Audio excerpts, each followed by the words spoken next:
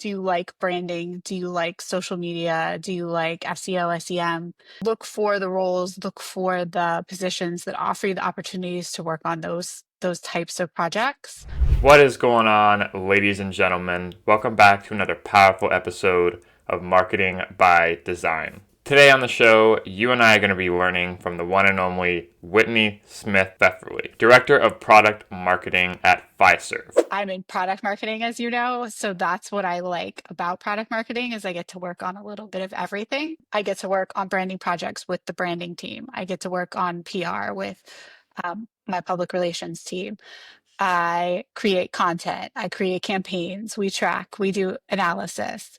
Um, Go to trade shows. Work on events. Just a little bit of everything. Whitney did not follow a perfectly clear or linear path, as many of us can relate to as marketers. She built her career by saying yes to new opportunities, learning as she went, and figuring out how to turn all that chaos that we deal with into clarity. But as you're going to learn, it wasn't always a clear path. I just sort of ended up in my career and have taken some twists and turns here and there, which honestly I feel like most of the CMO stories that I've ever heard kind of follow that same Yep. path, right? Where Yep. they had twists and turns or they had lateral moves. Whitney has worked on teams large and small, and she's someone who truly embodies what it means to find your own way in a marketing career. I met Whitney at a Columbus AMA event a few months ago, and I could tell right away she was just a textbook high performer, someone I wanted to have a conversation with and learn from. And in this conversation, Whitney is going to teach you and I how to find your lane in marketing. If you think you want to specialize in something specific, then I would recommend trying to look for those roles and those opportunities or even just those projects within your current role. And the real way to measure success without falling for those vanity metrics. And like, was it, like I said, was it this specific campaign that made them sign on the dotted line? Or was it this specific blog or this specific, what drove them into the funnel? What allowed sales to close that call? If you're trying to build a career you actually enjoy and you just want some tactical direction from someone who's navigated their career, this one is going to hold a lot of value for you. You're listening to entry number 87 of the podcast. Thank you for tuning in this week. And without further ado, please welcome Whitney Smith-Pfefferle to the show. Let's dive on in. You're fine. A typical Friday for me, I'm trying to catch up. I'm trying to get everything last minute done, as well as like prep for the following week. So that hopefully entails fewer meetings. Thursdays are really meeting heavy for me. So like trying to catch up on stuff that wasn't able to be gotten to on Thursdays. And just prepping and planning for the week ahead. Filling out weekly updates and making sure everybody has what they need. So that's a typical Friday for me. It's always chaos though. We have a lot of work going on at my current company and a couple of open roles on the team. So there's a capacity issue. And we're just trying to get as much done as we can all the time. Yeah. I think we kind of touched base on this when we met in Hilliard, but and like you said, you hit the nail on it. Like everything looks different as you go. So you don't, and it's interesting because you try and do the best you can to create like a life and a career where you picture your ideal day, you know what you're doing. And it's so hard to create that when you don't know what that looks like. Right. Especially when you're responsible for so many things. And even we just talked about like how you get spread thin.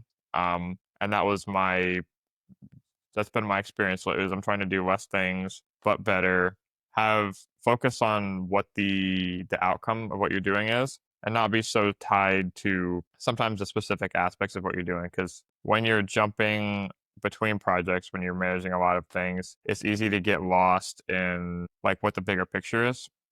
So I think like what I would really value your input on, and I think the audience would as well, is kind of how you can, given your career experience and how it's led you to where you are now, is there anything you would have been more intentional about in the beginning? Or is there anything that people can try and do to create like the role that they want, given what's realistic? Because I think we all kind of hold it in our heads where it's like there's this perfect job and I'm going to be living a dream life. When in reality, like some of the most fulfilling roles it does feel messy and it is all out and about. But is there anything you think that like young marketers or even just ambitious people can do, whether they're freelancers or looking to get more into an agency route, where they can have a little bit more, they can be a little bit more in touch with creating like a lifestyle or a job, a career for themselves, where that kind of sets them on the best path. That's a big question. Um, I would say yes. I would say they should take time and figure out what their favorite things to work on are. Right. Do you like branding? Do you like social media? Do you like SEO, SEM? And look for the roles, look for the positions that offer you the opportunities to work on those types of projects. Or vice versa, right? Are you interested in a particular industry? You want to specialize in financial services or restaurant, Uh-huh. quick service restaurants or something like that, right? So um, the earlier you can specialize, if that's where you think you want to go in your career, the better. If your plan is to climb the ladder, often the higher you get, the more specialized you need to be, right? You need to have years of experience within that specific industry or years of experience within that specific type of marketing. I'm in product marketing, as you know, so that's what I like about product marketing is I get to work on a little bit of everything. Uh-huh. I get to work on branding projects with the branding team. I get to work on PR with my public relations team. I create content. I create campaigns. We track. We do analysis.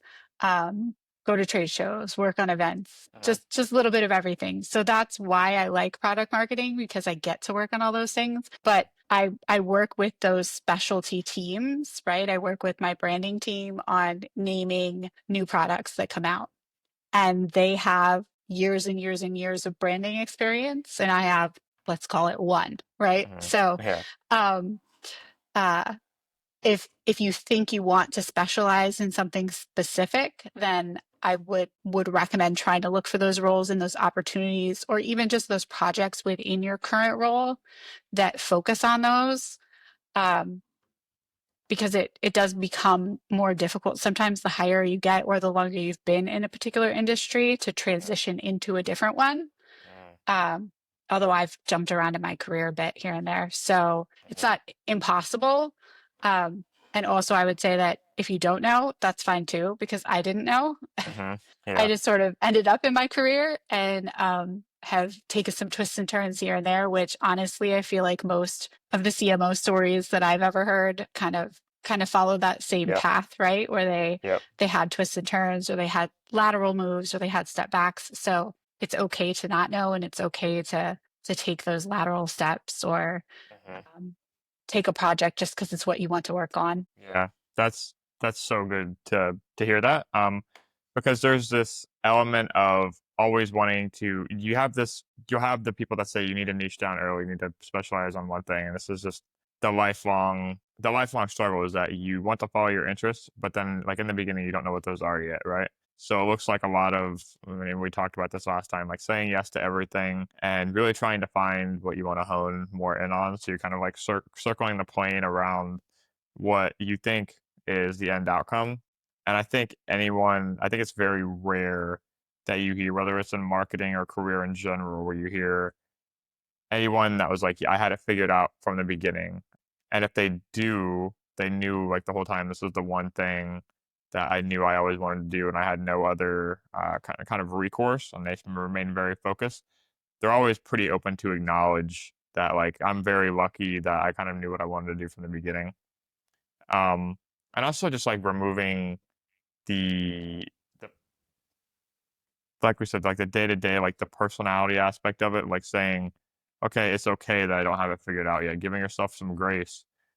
This is a lot of what I've learned from like you and Delara and just like other people, that there's no blueprint for like the right way to build a marketing career, or the best you can do is try and be self-aware and just be conscious during the day. So something that I've started doing is, okay, taking a little bit before the end of the day and saying like, what were the tasks I did that I actually enjoyed? One thing I want to do is like the 15-minute log, where you actually set a timer for every 15 minutes throughout the day. What client projects were you working on? What tasks were you doing? Were you spending your time like in the business or on the business, learning versus earning?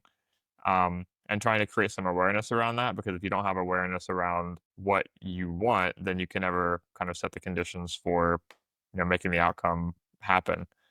Um, but something that I kind of want to do is to like the Tim Ferriss technique of kind of zooming in, zooming out.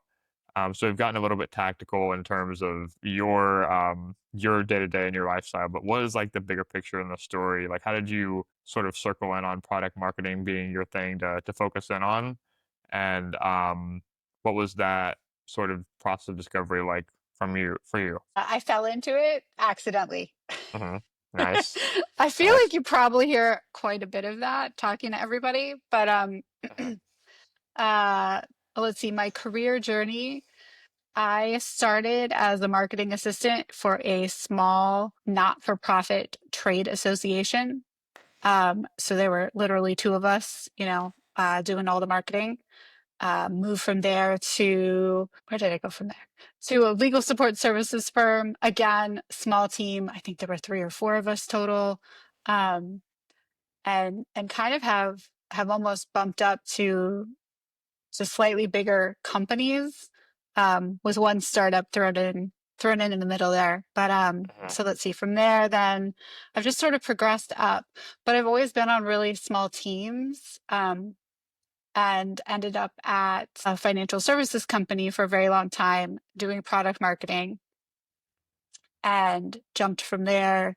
Eventually landed at a startup, again, very small team, and then moved to another financial services company doing product marketing. Hmm. So probably the overarching theme of my experience is small teams or product marketing teams where you have to do a little bit of everything, Hmm. right?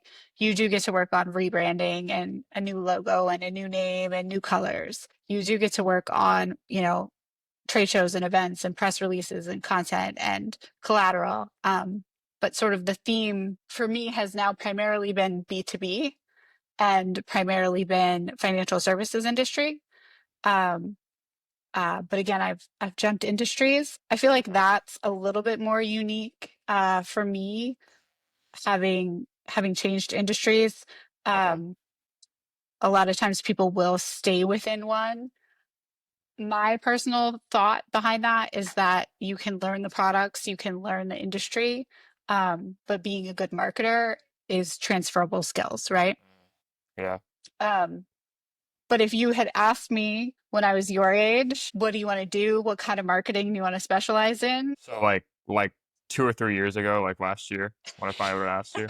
Yeah. Um, it probably might not have been B2B, but I sort of fell into that and have gotten really comfortable and really good at it. How to Mhm. target companies or, large or small. Um, and find it really interesting and fascinating. It's still similar to B2C in that there's still the emotional component to the purchase, right? Yeah. There's Hmm. still, what's in it for me, what's in it for my company, what's in it for my customers or my clients. And I really, really like it. I don't know, was Yeah. that a good answer? Yeah, that's a good answer. Jeez. It's good to hear that, the skills are transferable. Because that is kind of like the age-old debate is, okay, and I think it's also what creates a lot of the sense of career anxiety. Like, am I doing the right thing? Where people get gun shy about like being scared that they're wasting their time doing the right thing if they're not enjoying it. And then the flip side of that is that they're scared to invest more into it. So you don't end up getting as most into this job role, this career, this application, um, that you could have been if you just kind of released the animosity around wondering it in the first place. So it's good to see that those lessons kind of shift and transition, but it does get hard, like you said, the longer you get in to make the transition from one to the other. So it's just good to have it on your radar ahead of time, but also not let it be a roadblock. Because you hear, and like full transparency, one of the biggest things I get to learn from all of the people that I look up to that I get to talk to is that it's not lost time if you're on the job, you're making connections, you're learning, and you're in the industry, like you're in the trenches. You just have to have that honest conversation with yourself of like, what actions can you take based on where you are?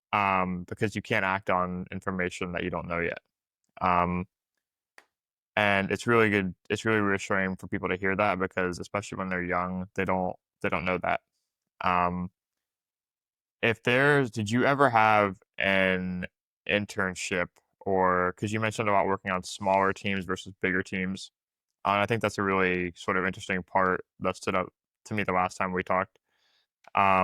Was there more of a transition phase? For me, it sounds like it would be. Was there more of a sort of a contrast from going to a bigger to a smaller team? Because I imagine that changes like the day to day, the communication a lot more than like changing from B to C to B to B. Was that sort of a more steep contrast for you changing from a smaller team to a bigger team? And how did that change kind of the day to day of your like working life in terms of like what you're doing throughout the day and tasks and stuff? I think I would, I think only from a process perspective, right? So big companies have more processes in place for tracking, or for working cross departmentally, with those other centers of excellence, marketing SMEs. Um, so that's probably the biggest difference to me Mhm. is the processes and how nimble a company is or is not. I'm not sure. I'm not sure there's a big difference between small team versus big team in the roles I have had, just because I've similarly like always had a lot of different competing priorities in my Mhm. roles Yeah. versus just specializing in one, let's say like one type of marketing. So I'm not sure that like a small team versus a large team has made a big impact from like my Mhm. responsibilities. Yeah. I understand. Because I think you're also in different roles at the different sizes too. So by nature of that, it's a little bit of confirmation bias that you're doing different things too. What has Depends on been? how many people you got reporting to you, Andy. Yeah, I know. Yeah, you're calling me out. But So I which mean, you should. I've never been just a straight manager. I've always been what they like to call, a player coach, or Mhm. I've always had projects or products that I'm still managing the marketing for Yeah. while managing direct reports. So um, Mhm. again, I think that comes down to a lot of the smaller team aspect as well. Trying to be lean and nimble, versus having, let's say 15 direct reports. If you have 15 direct reports, you can't also be doing a lot of the work yourself, right? Right. Right. I think one thing I wanted to get your feedback on, just kind of tailing off of that, came to my mind is, did you ever have a moment in your career, like with smaller teams, where you kind of had like a light bulb moment, like maybe a validation, like a successful win, like a really good meeting, like a really high point where you're like I'm doing the right thing, I'm adding value. Because I think those are some of the moments, kind of like what we talked about in the beginning, where you can kind of reference and tie back to, like that's tangible. Like I want to try and create more of those. Um, but any come to mind in terms of wins, things that you got to share with other people, or just you felt genuinely fulfilled in your career? Any moments you can reference? I think my favorite, I'll give you one that's personal, applicable to me. A couple jobs ago, the right phrasing.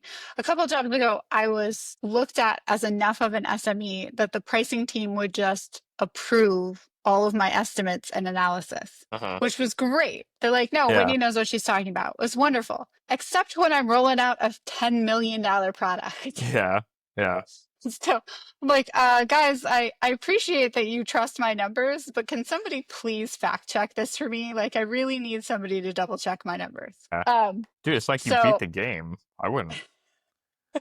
I would have just been like, "Oh, thanks, guys. How many of these can I get through?" But you're more mature than I am, so so I mean that was really nice to hear, and get that kind of personal feedback. But yeah. probably my favorite experiences are when my direct reports have really succeeded in their roles. Um, I I really enjoy that, like watching them succeed, letting them get to work on the kinds of products or projects that they're most interested in.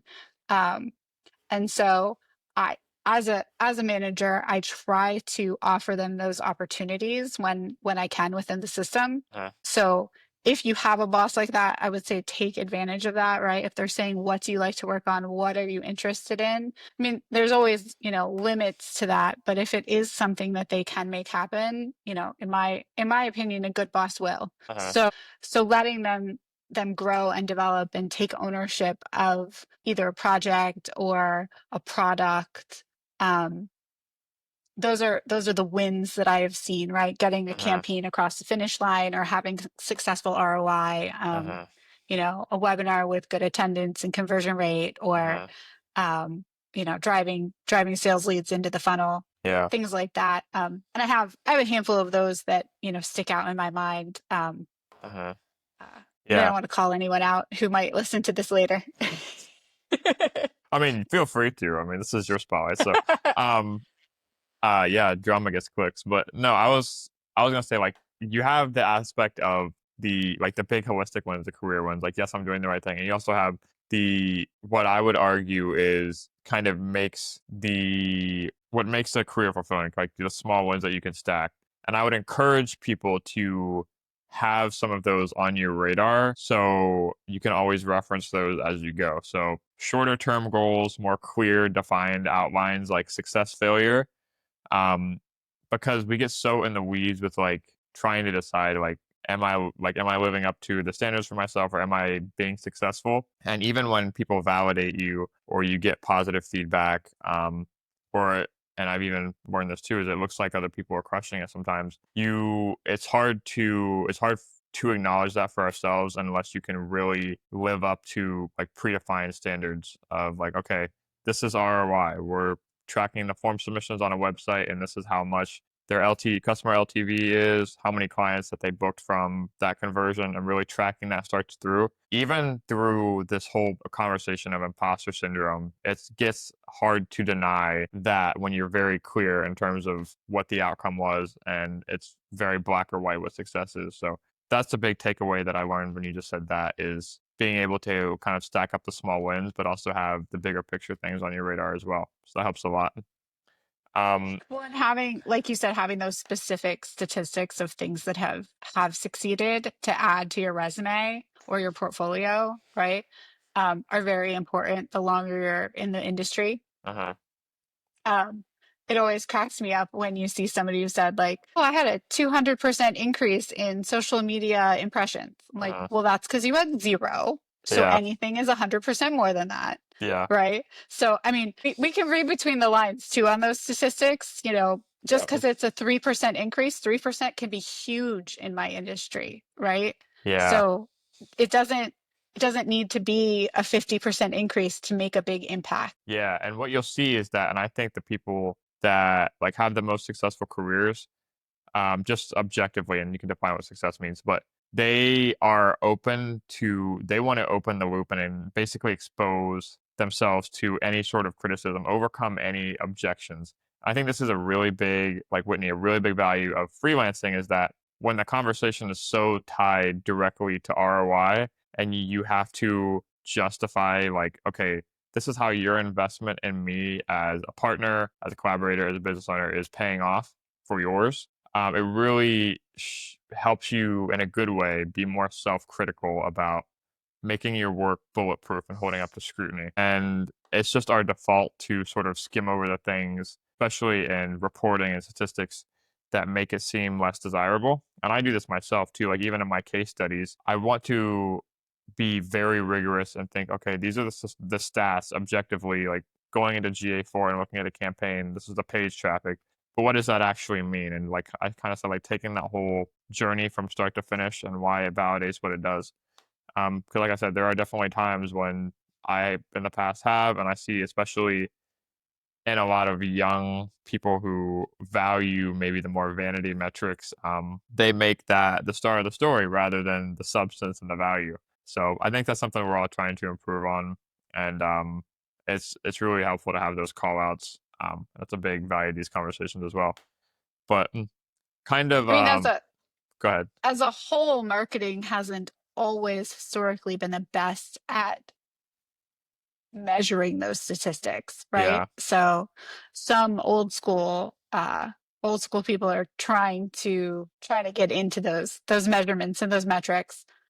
So it's always a balancing act, right? Like marketing is Yeah. a creative industry, right? We're writing content or we're creating, artwork or graphics or whatever. So how do you assign a number to that, right? Uh-huh. How do you measure impressions or measure click-throughs to, you know, attribute success to Uh-huh. that blog post, right? Yeah. Or that piece of content that you created. So there's often some inferment, right? Like we did these 3 things for the campaign or these 10 things for the campaign, and it all drove this. But was it the one blog post or the one social media post or the one whatever that it probably was all of them, right? It was a Yeah. combination, but there's always some gray area in attributing those metrics, Yeah. in my opinion, often in marketing.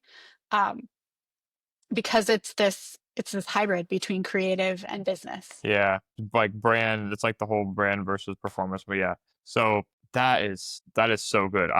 How do you and this is a whole nother conversational rabbit hole in and of itself, but is the best way to sort of safeguard that the reading between the lines, the gray area? Because I even see it in like what we're doing now. Like sometimes it's not a direct, you can't, attribution is so hard when you're leveraging multiple channels and multiple assets. So if you could give like the most succinct definition that you can, because I know it's a whole conversation.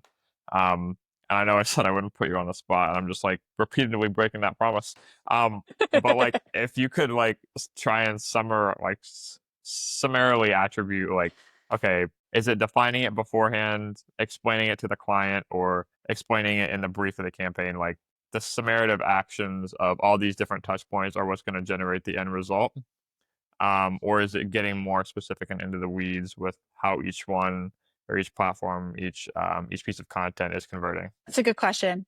Um, in my world, I can often attribute it to product sales, right? So it's almost easier Hmm. in that sense, right? Okay. Everything that I work on for most of my career, um, has been a specific product or obviously like group of products Uh-huh. and sales metrics, right? How many clients have purchased this? How many consumers have purchased this? What's our revenue number look like? Um, and so then you can backtrack into that. Uh-huh. So it's almost easier sometimes Yeah. than the gray area often comes in like, was it, like I said, was it this specific campaign that made them sign on the dotted line, or was Uh-huh. it this specific blog or this specific, what drove them into the funnel, what allowed sales to close that call. um and so it's to me, the attribution usually gray area comes into that, Uh-huh. like, well, we spent X on paid media, was that worth it? Well, we made this much in revenue, or we drove this incremental sales, so Uh-huh. something worked, right? And then Right. which piece worked the best? Uh-huh. So there's testing and learning involved in a lot of that. Yeah, I think a lot of it is not being so set on tying it to one specific piece of content or piece of outbound or post or blog post or whatever. It's more so about being able to tie it to the efforts of the campaign as a whole rather than one specific piece. Because I think there's a general understanding that it can be so messy when you go in and attribute things, but it's also how you optimize, you double down on what works. So I Yep. think there's just kind of an overarching principle that the more detailed you can be in terms of being able to identify it, it's going to be better. But you don't want to do that at the it's just like that fine line of you can get so in the weeds with trying to set up just like super in-depth and rigorous tracking where you can lose because we all have limited resources, you can lose how much you're allocating towards the actual production of making the content itself better. So it's all these things that you're trying to balance that really and being able to assess like what's the most relevant for the industry, what platforms are trying to show up on. So, yeah, that's really and even just the way you put that, it makes me opens my mind a little bit to thinking about it a lot more holistically rather than being so being so set on trying to pinpoint it to one specific action. And I think that's been a big value add of this for me. So thank you. But Yeah. kind I mean, there's a lot yeah, of quotes out there, and I'm gonna mess it up, I'm sure, but about how many impressions one person needs before they remember the name of the yeah, brand it's or like they remember the product or it's like 1911 7 or something like that. I've seen that. Yeah. something like that.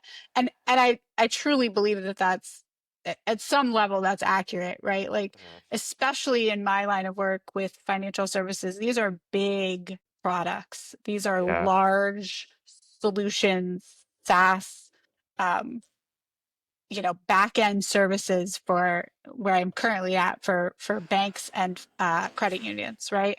These are expensive. The sales cycle is long, Uh-huh. right? They don't just You don't just call them up one day and they say, "Oh yeah, I need that." Like that you're competing against other people. Why are you better? How many times does the salesperson need to talk to them? How many times do they need a piece of marketing collateral or go to an event and see you there and say, "Oh yeah, you guys are doing really well in that space. I Uh-huh. should learn more about your product." Right? So it's almost never just one thing for us, right? Yeah. And Yeah. my sales team also likes to remind me that timing is very important too when they close a sale, right? Like 3 months ago, maybe they didn't need this, but now all of a sudden they're getting feedback. The client is getting feedback and they do need this product all of a sudden, Yeah. right? So Yeah, all the uh, variables. Yeah, this has opened my mind to like different people that I want to talk to, like at all these different touch points. Like you have, how to communicate with sales, how to balance all the elements of the analytics and the tracking, and also having good like sales partners is really important for marketing because we go hand in hand, but we have to know how to play well together in the sandbox, right? right, because one has to communicate for the other and not misrepresent. And also I mean, this is what and I don't know, I'm not a salesman, but when you freelance, we're all salesmen on some front. Um, but they have to know the product that they're selling too. So making sure we're all doing our due diligence on knowing what value adds speak the most to the client. They know the persona, so being in communication so that they can make that puzzle piece fit and make the deal work. That would be a really good conversation to have too. Um, but yeah, Now you're talking about a panel conversation though, I because if you're know. going to do that, you need product, right? You Yeah, need the product SMEs, you need marketing, you need sales, and then you maybe need a client too. yeah. That's something we thought about. I think we talked about this on Hilliard was like having a having like a dialogue, so doing like a like different niche versus, so like product versus sales, like and maybe, stirring up a little bit of drama. It's like, oh, it pisses me off when you don't know the product or you can't advertise it well. It's really your fault. And just like opening the dialogue of what the nuances of, the marketing industry or what makes one more effective, how can people work better together. I think that's a really big value add, and those conversations really excite me and light me up. So um, but yeah, we just opened a good can of worms there. But I first of all, kind of landing the plane, like I want to thank you just for coming on and sharing your wisdom and expertise, and I want to apologize as well for not giving you everything. I think you still absolutely crushed it.